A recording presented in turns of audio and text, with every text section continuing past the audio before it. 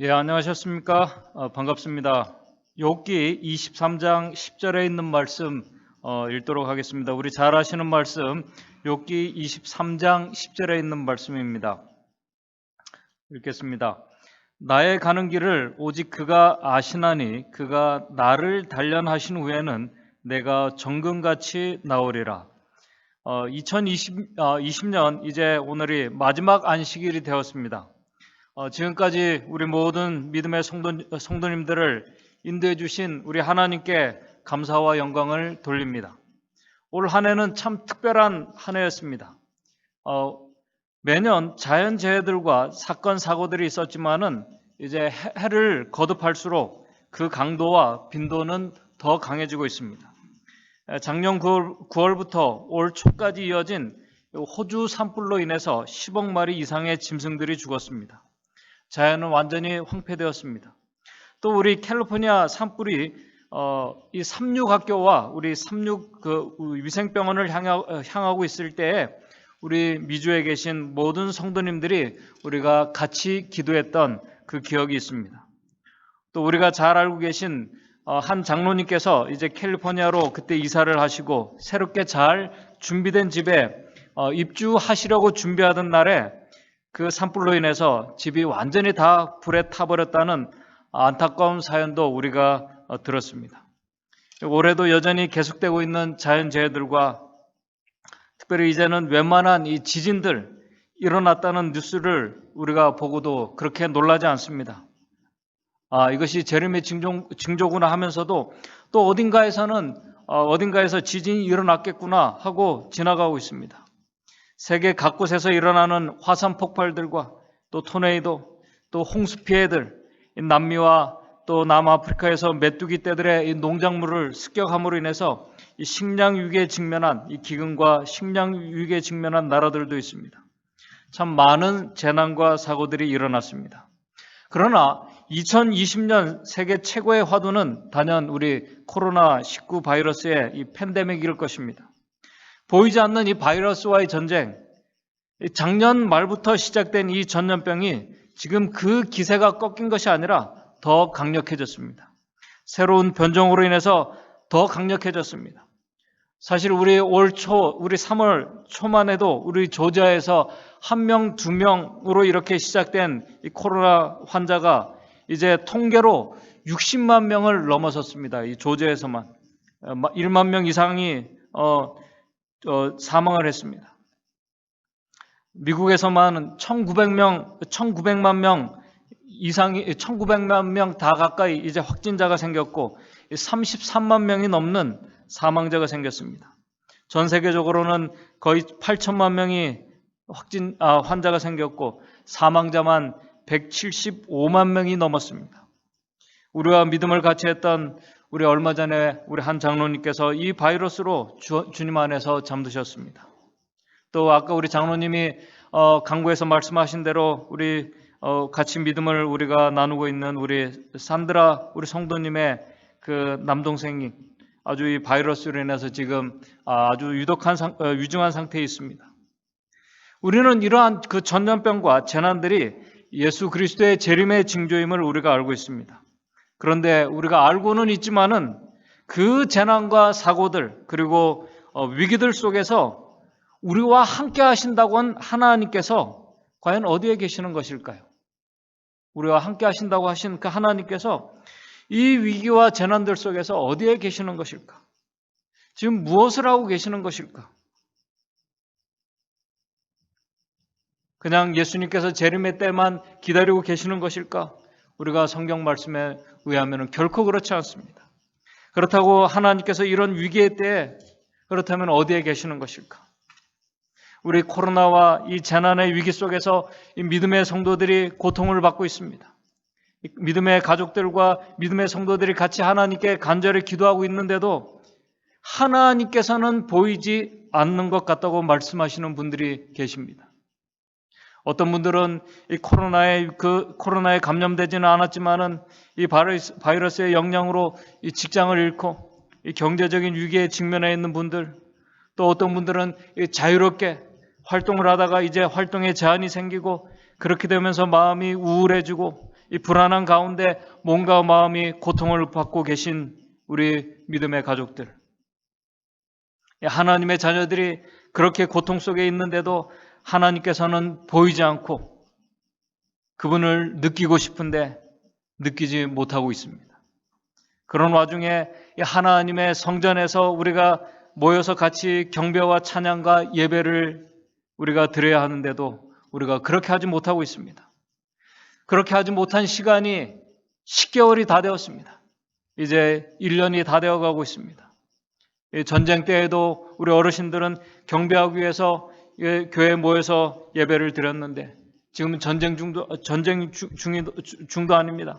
종교적인 핍박도 아닌데 하나님의 백성들이 이 보이지 않는 이 작은 정말 보이지 않는 바이러스로 인해서 하나님의 성전에 모이지 못하고 있는데도 하나님께서는 보이지 않는 것 같습니다. 이렇게 한 해를 맞춰가고 이제 다음 주면은 오늘이 마지막 안식일입니다. 2020년에 다음 주면은 새로운 한 해가 시작되는데도 여전히 우리가 하나님의 성전에 우리가 공식적으로 우리가 모일 수가 없습니다. 하나님께서 보이지 않는 것 같습니다. 하나님께서 우리를 위해서 중보하고 계신다고 이 세상 형편을 보지 못하고 계시는 것일까? 결코 그렇지 않습니다. 오늘 이 시간 이 코로나 속에서 이제 우리가 2020년 한 해를 마치고 새로운 한 해를 맞이하려는 이 시간, 오늘 욥기 23장에 있는 말씀을 통해서 이런 위기의 때에 하나님께서 전혀 보이지 않는 것 같은 그런 이러한 때, 지금 우리가 믿음의 눈으로 무엇을 우리가 생각하고 무엇을 바라보며 우리가 어떤 삶의 모습이 되어야 할지를 같이 살펴보면서 교훈을 좀 얻고자 합니다. 사실 우리가 성경을 보게 되면은 오늘 우리가 읽은 이 욥기서의 욥만 그런 것이 아니라 우리의 믿음의 선조들 대부분이 다 이 고난과 이 시련의 시간들을 보냈습니다. 이 요셉과 모세, 그 다음에 다니엘, 침례 요한, 그리고 그 여러 우리의 믿음의 이 선배들, 이 선조들, 우리 증언의 말씀에 의하면은 그들이 고난과 슬픔의 학교에 들어갔다고 우리 증언의 말씀에는 그렇게 기록하고 있습니다. 오늘 우리가 살필 욥도 그랬습니다. 사실 우리가 하나님의 백성들의 그 고난과 시련들, 또 우리가 경험하는 이 시험과 위기들, 온전히 우리가 다 설명할 수 없고 이해할 수도 없습니다. 우리가 온전한 이해와 온전한 설명은 우리가 하늘에서 우리 하나님께로부터 우리가 듣고 분명히 알게 될 것입니다.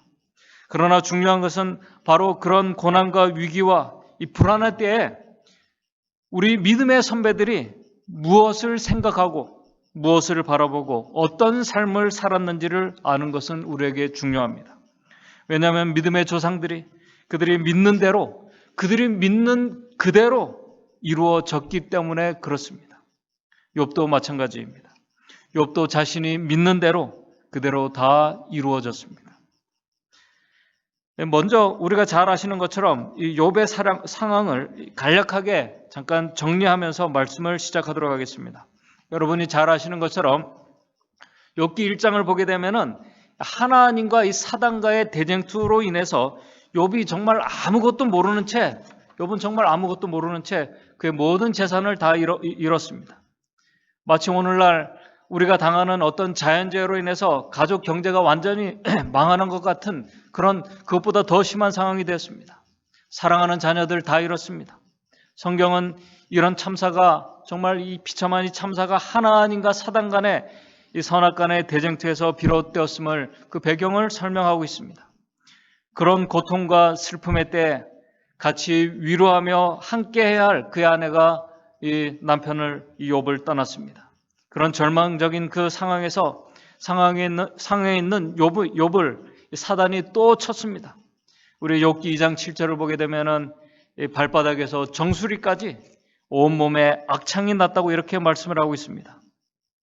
이런 참담한 이 시련의 정말 이 시련의 잔에 하나 더 추가해서 정말 욥은 그 정말 어떻게 보면은 다시 일어나지 못할 그 상황으로 이렇게 정말 아주 잔인한 그 이야기를 듣게 되는데 그것은 뭐냐면 욥을 위로하기 위해서 온 그 친구들이 지금 욥이 당하는 이 아주 비참한 이 역경은 그의 죄의 결과 때문이라고 말하면서 정말 몸과 마음이 상한 그 가운데 고뇌하는 욥의 마음을 완전히 이렇게 짓눌러 버립니다.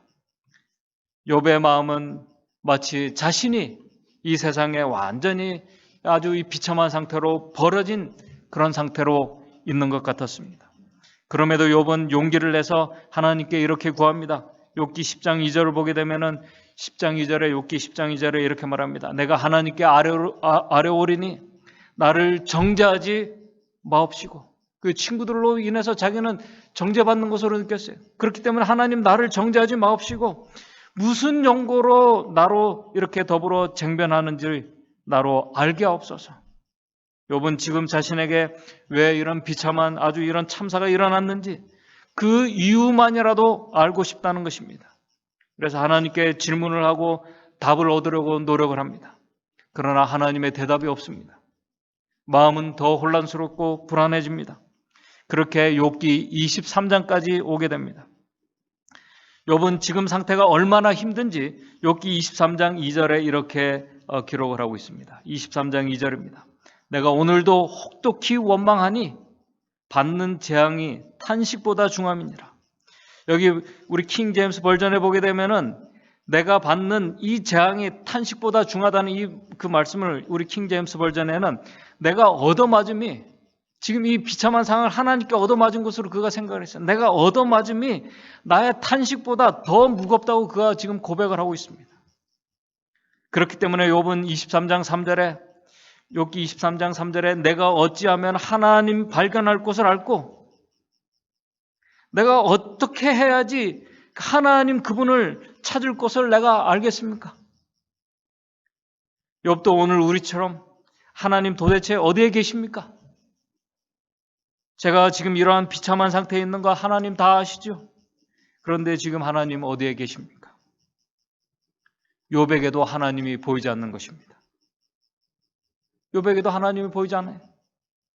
하나님께서는 분명히 그분의 신실한 백성들이 고난과 슬픔 속에 있을 때 그냥 내버려 두시는 분이 아니시라는 것을 그가 알고 있는데, 그리고 그 어느 때보다도 하나님이 필요한 그때 욥은 하나님을 찾았습니다. 그런데 욥기 23장 8절 9절입니다. 욥기 23장 8절 9절에 이렇게 말씀합니다. 욥기 23장 8절 9절입니다.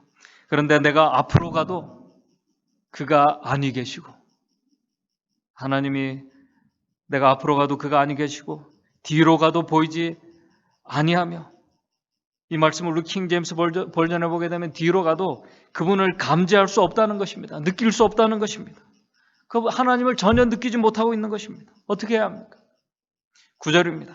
그가 왼편에서 일하시나 내가 만날 수 없고 그가 오른편으로 돌이키시나 배울 수 없구나.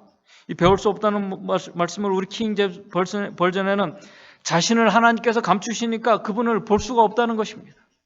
정말 절망적인 그런 상황입니다. 바로 이런 가운데에서 하나님께서 욥에게 전혀 보이지 않을 때, 그분이 느껴지지 않을 때 하나님의 백성들이 가져야 할 믿음의 모습이 무엇인지를 오늘 우리가 읽은 이 본문의 말씀 욥기 23장 10절에서 말씀을 하고 있습니다. 오늘 이 말씀은 우리가 너무나 잘 아시는 말씀입니다. 욥은 하나님께서 보이지 않아서 답답했지만은 그렇다고 욥은 그의 믿음을 놓지 않았습니다. 참 오늘 중요한 장면의 말씀입니다. 우리가 너무나 잘 아시는 말씀이에요. 나의 가는 길을 오직 그가 아시나니 그가 나를 단련하신 후에는 내가 정금같이 나오리라. 바로 이 장면에서 오늘 우리는 욥의 그 관점이, 지금까지의 욥의 관점이 바뀌는 모습을 우리가 발견하게 됩니다. 어떻게 해요?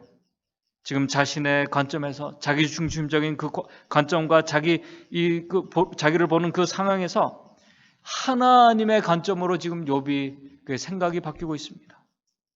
오늘 우리가 위기와 고통의 때에 하나님의 백성들이 분명히 우리가 보고 배워야 할 아주 중요한 교훈입니다. 나의 가는 길을, 지금 욥은 나의 가는 길을 욥은 모릅니다. 자기에게 지금 왜 이런 일이 생겼는지도 모르고 있는데 그의 인생의 길을 지금 어떻게 그가 알겠습니까? 분명 욥은 그렇게 말하고 있어요. 나의 가는 길을 욥은 몰라요. 자신의 처지와 상황만 보면은 그렇게 또 보고 자신의 상황과 처지를 보고 생각하면 생각할수록 욥은 더 혼란스럽고 절망적이게 됩니다. 그런데 바로 이때 욥이 믿고 있는 것은 자신은 자신의 길을 모르지만은 하나님은 자신의 그 처음과 시작과 그리고 지금과 그리고 끝을 모든 길을 하나님께서는 다 알고 계신다는 것을 다 보고 계신다는 것을 그리고 하나님께서는 자신의 문제에 대한 답을 가지고 계신다는 것을 그가 보게 된 것입니다. 여러분들 우리가 믿음을 얘기합니다. 믿음이라는 것은 한마디로 자아중심적인 오늘 우리 자신을 생각하는 자아중심적인 이 생각과 우리의 관점에서 하나님 중심적인 이 생각과 관점으로 바뀌는 것을 말하는 것입니다. 그런데 우리는 이 변화는 오늘 우리의 힘으로 되지 않는다는 사실입니다. 그래서 우리가 오늘 이 믿음을 우리가 선물로 우리가 받아야 하는 것입니다. 오늘 우리가 하나님을 믿는다고 해요. 그리고 우리가 하나님 나라는 이 천국은 우리가 믿음으로 간다고 우리가 말씀을 하고 있습니다. 그렇게 우리가 믿고 있습니다. 그런데 우리 히브리서 11장 우리가 히브리서 11장을 우리 말씀을 보게 되면은 여러분들이 잘 아시는 것처럼 믿음은 보지 못하는 것을 보는 증거라고 말씀하고 있습니다. 믿음은 보지 못하고 보이지 않는 것을 보는 능력이라고 말씀하고 있습니다. 지금 욥이 그 고난과 위기의 때 그의 믿음을 행사하고 있는 것입니다. 욥기 23장 10절에 그가 나를 단련하신 후에는 내가 정금같이 나오리라. 이 말씀은요, 자기를 생각하는 자기 중심적인 사람에게는 결코 나올 수 없는 대답입니다. 결코 나올 수 없는 대답이에요. 자기의 형편을 보는 사람에게는 결코 나올 수 없는 대답입니다. 오늘 우리 모두는 우리 이 말씀을 보고 계신 우리 모든 성도님들, 우리 모두는 참으로 하나님 나라를 소망하는 백성들입니다. 하나님 나라에 들어가기를 간절히 원하는 이 정말 재림 성도들입니다. 그런데 오늘 우리가 알아야 할 것은요, 하늘나라, 이 천국을 이루고 있는 한 원칙, 그 정신이 있는데 그 정신은 이 자아를 생각하지 않는 정신이라는 것입니다. 그래서 우리 증언의 말씀은 무아의 정신이 지배하는 곳이 바로 하나님 나라 천국이라고 말씀을 하고 있습니다. 이 정신은 사단이 제일 싫어하는 정신입니다. 그래서 사단은 그때나 지금이나 이 하늘에서는 이 무아의 정신, 자아를 잊어버리는 정신으로는 살아갈 수 없다고 그가 주장합니다. 이 무아의 정신을 잊어버리면은 결코 행복할 수 없다고 그가 주장하고 있습니다. 그래서 대쟁투가 시작되었습니다. 그렇게 대쟁투가 시작되었다고 우리 교육 154쪽에서 말씀을 하고 있습니다. 이렇게 말씀하고 있습니다. 대쟁투가 시작된 이래 사단은 하나님의 행위의 원칙들이 이 대쟁투가 시작된 이래 사단은 하나님의 그 행위의 모든 하나님께서 하시는 모든 일들의 행위의 원칙들이 이기적이라는 것을 증명하려고 노력해왔을 뿐만 아니라 그분을 섬기는 모든 사람들에게도 그와 동일한 태도로 대하고 있다고 그렇게 증언의 말씀에 기록하고 있습니다. 그런데 오늘 우리가 중요한 것은 바로 이 정신, 무아의 정신, 자신을 잃어버리는 정신을 잃어버릴 때 우리가 믿음도 잃어버리게 된다는 사실입니다. 오늘 우리 사람은 본능적으로 자신을 보호하려고 하고 자신을 먼저 생각을 합니다. 본능적으로 그렇습니다. 그런데 문제는 그렇게 될 때 항상 이상하게도 오늘 우리의 믿음의 시선이 하나님에게서 자신에게로 향하게 된다는 사실입니다. 그래서 불순종의 길을 가게 되는 것입니다. 그래서 하늘에서 반역이 일어난 것입니다. 선악간의 대쟁투가 시작된 것입니다. 오늘 우리가 하나님의 말씀과 계명에 우리가 불순종할 때, 오늘 우리가 하나님의 말씀과 계명에 불순종할 때 그것은 단지 보여지는 것들, 우리가 도둑질하지 않고 간음하지 않고 살인하지 않고 또 안식일을 구별해서 지키지 않고 하는 것들, 또 우리가 우상에 경배하고 이렇게 세상의 재물들을 사랑하고 하는 것들, 그것만을 우리가 불순종으로 이야기하지 않습니다. 오늘 우리가 하나님을 온전히 신뢰하지 않는 것, 그분을 믿지 않는 것도 불순종의 모습입니다. 사실 우리 눈으로 보여지는 이 죄들은, 오늘 우리의 눈에 보여지는 이 죄들은 모든 그 시작이 하나님에게서 자아 중심으로 옮겨질 때 일어나는 일들이라는 사실입니다. 우리 자아를 잊어버리고 오늘 우리 자아를 잊어버리고 이타적인 자들에게서는 결코 불순종의 모습이 나올 수가 없습니다. 그런 의미에서 이 불순종의 모습은 하나님을 믿지 않고 있다는 우리에게 있는 우리가 믿지 않고 있음을 보여주는 분명한 증거입니다. 저는 이 성경에서요, 이 불순종에 대해서 이렇게 말씀하는 것을 보고 참 너무나 신기하다는 생각이 들었습니다. 성경에서 이 불순종의 말을 할 때 이런 단어를 사용하는 것을 보면서 왜 이런 단어를 성경에서 사용했을까 하는 것을 보게 되는데, 그 말씀이 어디 있냐면은 사무엘상 15장 23절에 나와 있습니다. 사무엘상 15장 23절에 이런 단어를 사용하고 있습니다. 15장 23절에 이는 거역하는 것은 사술의 죄와 같고, 15장 23절입니다. 15장 23절, 이는 거역하는 것은 사술의 죄와 같고, 이 말씀을 우리 킹 제임스 버전에는 뭐라고 번역을 했냐면은, 이 거역함은, 이 불순종하는 것은 마법하는 죄와 같다고 이렇게 말하고 있습니다. 거역하는, 이 불순종하는 것은 마술을 부리는 죄와 같다는 것입니다. 지금 이 말씀이 나오게 된 배경을 여러분들이 잘 알고 계십니다. 우리 사무엘상 15장 3절에 보게 되면은 하나님께서 이 사무엘 선지자를 통해서 사울 왕에게 이제 아말렉과 전쟁을 할 때 아말렉을 쳐서 그들의 모든 소유를 남기지 말고 진멸하되 남녀와 소아와 젖먹는 아이와 우양과 약대와 나귀를 다 죽이라고 이렇게 하나님께서 지시하셨습니다. 그런데 사울 왕이 우리가 잘 아시는 것처럼 하나님의 말씀대로 하지 않았습니다. 그거 불순종했습니다. 잘 아시는 것처럼 사울 왕이 이제 아말렉을 칠 때 거기에 보니까 아주 건강하고 좋은 짐승들이 있었습니다. 그래서 사울 왕은 그 짐승들을 살려두었습니다. 우리가 그냥 상식적으로 생각하면 나쁜 일을 한 것이 결코 아닙니다. 어떻게 보면 아주 사울 왕이 그 전쟁 중에도 선한 일을 했습니다. 살려둔 이유는 더 선합니다. 우리 보게 되면은 우리 사무엘상 15장 15절을 보게 되면은 그 사울 왕이 이 짐승들을 살려둔 이유는 가장 좋은 것을 하나님께 제사를 드리기 위해서 살려두었어요. 오늘 우리가 충분히 이해할 수 있는 그런 상황같이 보입니다. 근데 하나님께서는 그것을 죄라고 말씀하십니다. 그러면서 이 이야기를 다 듣고 난 다음에 나오는 말씀이 우리가 잘 아시는 우리 사무엘상 15장 22절, 우리가 유명한 말씀입니다. 15장 22절, 순종이 제사보다 낫고 듣는 것이 수양의 기름보다 낫다는 말씀이 바로 여기에서 나왔습니다. 그리고 다음에 나오는 말씀이 뭐냐면은 거역하는 것이, 우리 그 원어에 보게 되면 반역하는 것이, 불순종하는 것이 사술, 우리 히브리어로 이 사술이라는 단어가 뭐냐면 캐셈이라는 이 단어가 있는데, 이 단어가 뭐냐면 마법하는 것, 이 점을 치는 것, 그런 단어예요. 우리 킹 제임스 버전에 그래서 이 거역하는 것, 하나님의 말씀에 불순종하는 것을 뭐냐면 마술을 부리는, 마법하는 거와 같은 죄라고 이렇게 말씀하고 있습니다.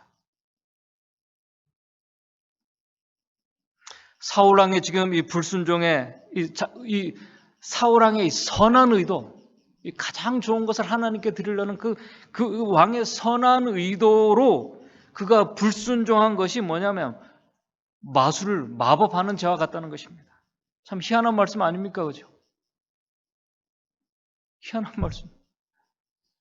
사람들은 이 하나님의 말씀대로 살지 못할 때, 오늘 우리가 하나님의 말씀대로 살지 못할 때 분명히 저마다의 아주 특별한 이유들이 분명히 있을 것입니다. 우리 이유들이 있어요. 그 이유들 중에는 분명히 선한 의도들이 있을 것입니다. 분명히 있을 것입니다. 그러나 분명한 것은 그것이 아무리 선하고 옳게 보이고 의로워 보여도 하나님의 말씀에 불순종하는 것은 일단 성경은 죄라고 이렇게 분명히 말씀을 하고 있습니다. 그것을 하나님께 지금 반역하는 것으로 성경은 기록을 하고 있습니다. 말씀하고 있어요. 거역하는 것으로 아주 강하게 말씀을 하고 있습니다. 이 말씀을 보면 하나님께서 너무 하신 것 같다는 생각이 들어요. 그러나 우리가 알아야 할 것은 하나님의 말씀에 불순종하는 것은 이 마술, 이 사술을 부리는 죄라는 것입니다. 잘 아시는 것처럼 여러분들 이 마술, 이 마법, 이 사술을 부린다는 이 말은 뭐냐면은 이 사전적인 의미는 뭐냐면은 무엇인가를 아주 교묘하게 잘 꾸며가지고요. 아주 이게 설득력 있고 정말 아주 교묘하게 잘 꾸며내는 생각과 방법을 사술을, 이 마법이라고 이렇게 말합니다. 그렇게 하는 이유는 간단합니다. 그렇게 하는 이유는 뭐냐면 속이기 위해서예요. 속이기 위해서예요. 자신이 보통 사람의 능력 이상의 것을 가지고 있다고 그 능력, 보통 사람의 능력 이상의 능력을 가지고 있다는 것을 사람들이 믿도록 하기 위해서 뭐냐면 잘 준비하고 계획하고 행동하는 그 술책, 그것을 마법, 마술이라고 그렇게 얘기합니다. 그게 마술이에요. 그래서 여러분들, 우리가 이 마술을 부리는 사람들, 우리가 이렇게 그냥 정말 눈을 뜨고 이렇게 카메라를 뭐 사방으로 이렇게 갖다 대고 우리가 보고 있어요. 그런데 사람들의 눈과 생각과 정말 그렇게 보고 있으면서도 우리가 마술을 보고 있으면 쏘가 넘어가요. 그래서 우리가 마술을 볼 때 어떤 이 마술사가 이 사람을 이렇게 반토막 내잖아요. 그죠? 반토막을 내요. 사방에서 다 보여줘요. 반토막을 내는데 사람이 살아있는 것입니다. 그리고 사람이 붙어요. 우리가 보면서도 그것을 속아 넘어가요. 완전히 우리가 속아 넘어갑니다. 지금 우리가 하나님의 말씀에 불순종하는 것을 지금 거역하는 것을 사술의 죄와 같다는 말씀이 바로 이 말씀이에요. 오늘 이 말씀을 듣고 계신 우리 모든 성도님들, 우리 그리스도인들 중에 하나님의 말씀을 일부러 불순종하라고 하는 사람 아마 거의 없을 것입니다. 거의 없을 것이. 아니면 아주 특별히 악하게 마음을 먹고 작정하지 않는 이상 의도적으로 하나님의 말씀에 불순종하려고 하는 그리스도인들은 없습니다. 아까 앞에서 말씀을 드렸지만 우리가 하나님의 말씀대로 살지 않는 것, 우리가 아주 정당하고 합리적인 이유를 들어서 우리가 사람들은 설득할 수가 있습니다. 그러나 우리는 하나님께는 그렇게 할 수가 없습니다. 하나님께서는 인간의 그 사술에 속지 않으시는 분이십니다. 또 우리가 알아야 될 것은 뭐냐면 인간은 자신이 하나님의 말씀에 이렇게 불순종하게 되는 그 상황과 그 과정을 사실 본인도 자신도 어떤 때는 잘 설명되지 못하고 이해가 되지 않을 때가 있다는 사실입니다. 내가 하나님의 말씀에 불순종했는데도 본인 자체도 설명이 안 되고 이해가 되지 않는 그때가 있습니다. 왜냐하면 우리가 사단의 속임수에 넘어가고 있기 때문에 그렇습니다. 여러분들, 이 불순종이라는 것은 희한한 이 마법과 같은 것입니다. 마술과 같은 죄예요. 그런데 우리가 알아야 할 것은 이 불순종이라는 것은 하나님을 온전히 믿지 못하는, 그분을 온전히 신뢰하지 못하는 이 모습이 바로 불순종의 모습이라는 사실입니다. 왜냐하면 마술과 같아서요. 눈이 멀어가지고요. 눈이 멀어서 하나님이 보이지 않는 것입니다. 자신만 보이는 것입니다. 자신의 상황과 자신의 형편만 보이기 때문에 하나님을 보고 싶고 하나님을 느끼고 싶어도 우리가 믿음은 현실을 넘어라고 얘기할 때 현실을 넘어가 보이지 않는 것입니다. 보이지 않는 것이에요. 이성적으로는 우리가 믿음이라는 것은 오늘 우리 모두가 다 알고 계십니다. 우리가 이성적으로 머리로는 믿음이라는 것은 보이지 않는 것, 그 너머를 보는 것이라고 우리가 알고 있지만은 보이지 않는 것입니다. 왜냐하면 자기가 처해 있는 이 상황들이 먼저 보이기 때문에 보이지 않는 것이.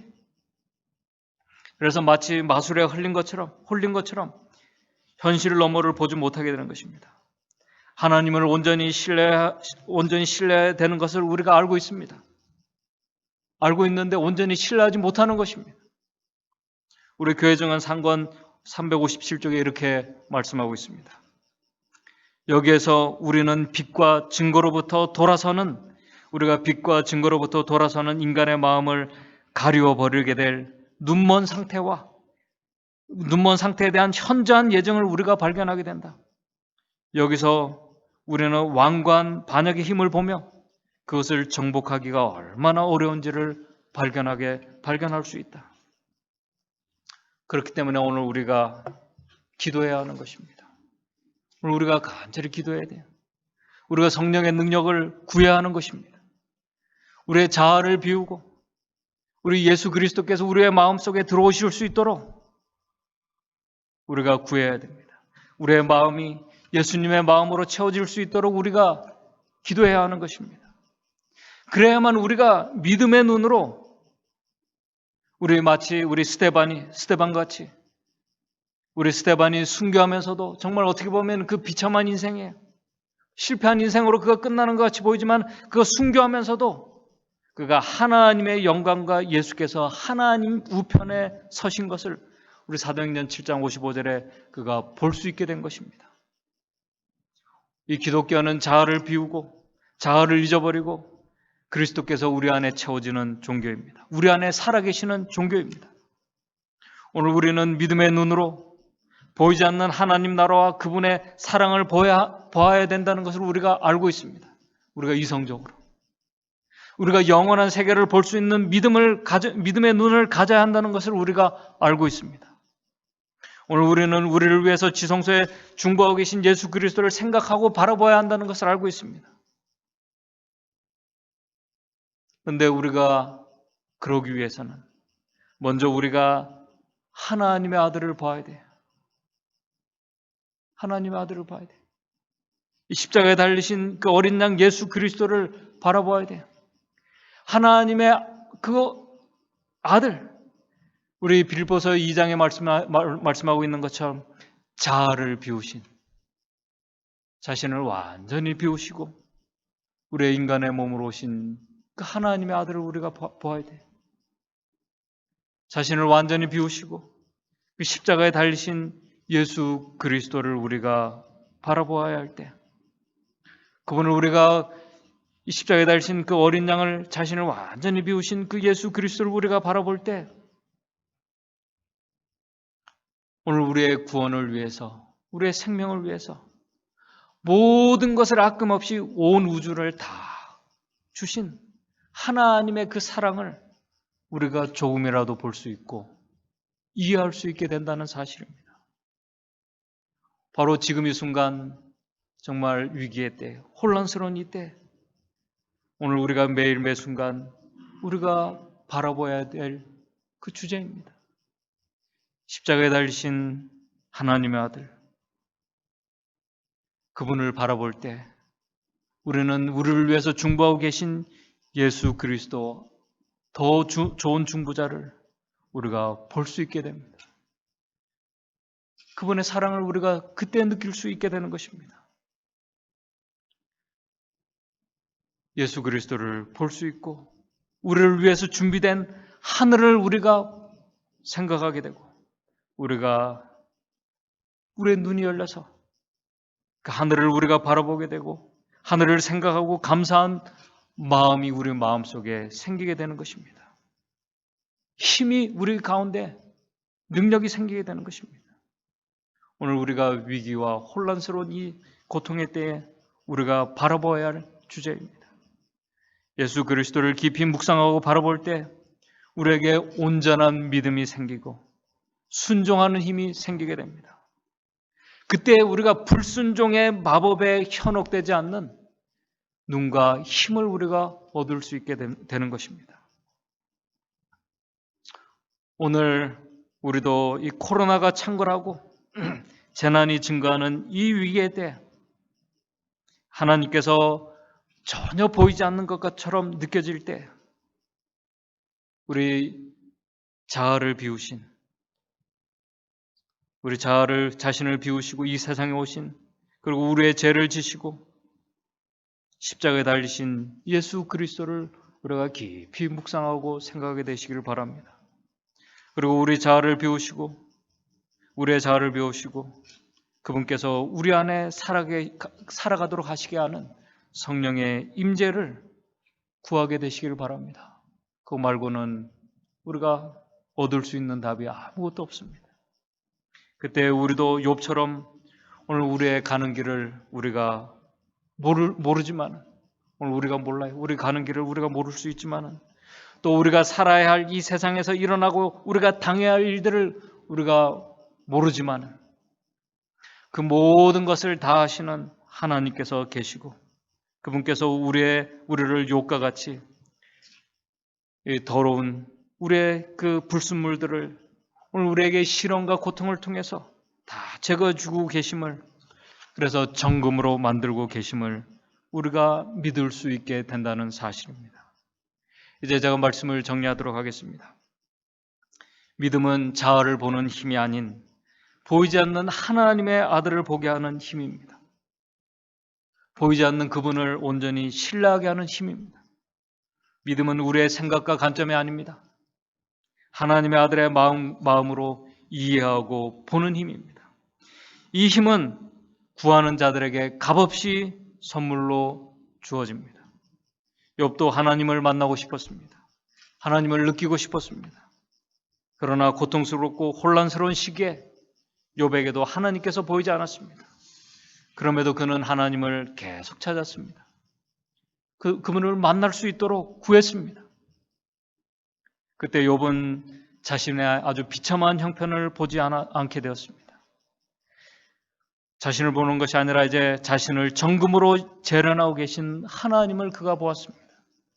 그래서 우리 욥기 23장 10절에 그가 나를 단련하신 후에는 내가 정금같이 나오게 될 것까지 그가 믿음의 눈으로 보게 된 것입니다. 보이는 세계 너머를 보는 자들은 결코 불순종의 마법에 현혹되지 않습니다. 예수님처럼 순종의 삶을 살아가게 됩니다. 이 순종은 율법주의자들처럼 구원을 얻기 위해서, 내가 구원의 확신을 얻기 위해서 생각하고 행동하는 그런 순종이 아닙니다. 욥이 믿음의 눈으로 하나님께서 자신을 위해서 일하고 계심을 그가 이해하고 깨달았을 때 우리 욥기 23장 11절 12절에 이렇게 말씀을 하고 있습니다. 욥기 23장 11절 12절, 우리 그 다음에 교육에 있는 말씀을 제가 하나 읽고 오늘 말씀을 정리하도록 하겠습니다. 욥기 23장 11절 12절입니다. 이 놀라운 이 사실을 보았을 때 내 발이 그의 걸음을 바로 따랐으며, 욥기 23장 11절, 내 발이 그의 걸음을 바로 따랐으며 내가 그의 길을 지켜 치우치지 아니하였고, 내가 벗어나지 않았다는 것입니다. 하나님의 길을 벗어나지 아니하였고, 내가 그의 입술의 명령을 어기지 아니하고 일정한 음식보다 그의 말씀을 귀하게 여기는 자가 되었다는 것입니다. 그의 입술의 말씀을, 이 말씀은 내게 필요한 음식보다 더 귀하게 여기는, 정말 이 시련 속에서 하나님의 말씀을 더 귀하게 여기는 자가 되었다고 그가 고백하고 있습니다. 우리 교육 156쪽입니다. 교육 156쪽에 욥이, 우리 증언에 있는 말씀입니다. 욥이 믿은 대로 그에게 그렇게 되었다. 욥이 믿은 대로 그에게 그렇게 되었다. 그는 그가 나를 단련하신 후에는 내가 정금같이 나오리라고 말하였다. 그대로 이루어졌다. 그는 끈기와 인내로 자신의 품성을 옹호하였고, 그리함으로 그가 대표하고 있던 하나님의 품성을 옹호하였던 것이다. 그래야 여호와께서 욥의 모년에 복을 주사 처음 복보다 더하게 하시니 라고 이렇게 하면서 욥기서가 마치게 됩니다. 욥이 믿는 대로 그대로 되었습니다. 그가 믿음의 눈으로 본 대로 그대로 되었어요. 한 해가 마쳐지는 이 마지막 안식일 시간, 오늘 우리도 욥과 같이 이 그리스도 안에서 이 믿음으로 우리 욥이 믿는 대로 고통과 슬픔을 다 그가 지나가고 정금같이 나오게 될 것을 그가 믿은 것처럼, 그래서 그의 인생에 놀라운 반전의 축복이 이루어진 것처럼 오늘 저와 여러분들에게도, 오늘 새해에도, 오늘 우리의 가정과 교회에서 여러분들이 믿는 대로 그 믿음의 놀라운 축복이 일어나게 되시기를 간절히 바라면서 말씀을 마치도록 하겠습니다. 하늘에 계신 하나님 아버지, 우리가 예수님의 마음과 눈으로 오늘 우리에게 일어나고 있는 일들과 또 세상에 일어나는 일들을 우리가 보기를 원합니다. 우리가 그러기 위해서 자신을 비우신 우리 예수 그리스도를 우리가 바라볼 수 있도록 주님 인도해 주시옵소서. 십자가에 달리신 어린 양 예수 그리스도를 우리가 바라볼 수 있도록 도와주시옵소서. 그분을 바라볼 때 우리를 위해서 준비해 놓으신 그 하늘을 우리가 더 확신할 수 있고 또 그것을 볼 수 있음을 우리 모든 성도님들 경험하면서 주의 오심을 준비하고 또 우리가 그리스도 안에서 믿는 대로 우리의 믿음의 모든 이 바람들이 주님 안에서 다 이루어지는 놀라운 축복들을 우리 모든 성도님들 새롭게 경험하는 이 다가오는 한 해가 될 수 있도록 주님 인도해 주시옵소서. 예수님의 이름으로 기도드리옵나이다.